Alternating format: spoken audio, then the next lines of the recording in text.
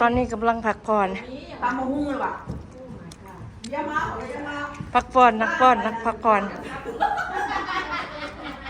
ล่ามหอย พักผ่อนกินหมักไว้ ขาก่อนมันเมื่อยนะเขาออกไปนอกมูได้คอยเป้งน้ำเย็นๆใส่ขาคอยบอนอาบได้แล้วพอจะเข้ามามันย้ำมังหุงไว้แล้วพอจะไปอาบน้ำมันนี่ นักผ่อนกำลังพักผ่อนสบายดีเหนื่อยไหมล่ะพักผ่อนพักผ่อนกินน้ำกินสแน็คก่อน มันฟดกับ40 ปีใส่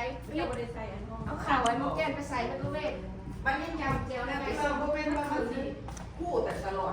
เอาเจนคือไปกินไหมหมักไม่โด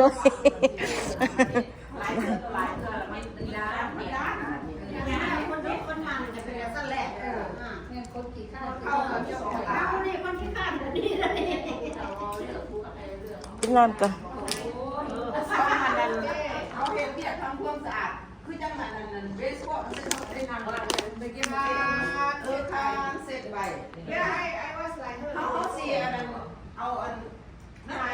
วันนี้แบบมาเขาลุกตั้งแต่กระเด็นไปกันเช้าทำความสะอาดแล้วก็ดีแล้วมันจะเช้า ไม่ใช่เนี่ยจะมากันแม่เช้าเลย หาย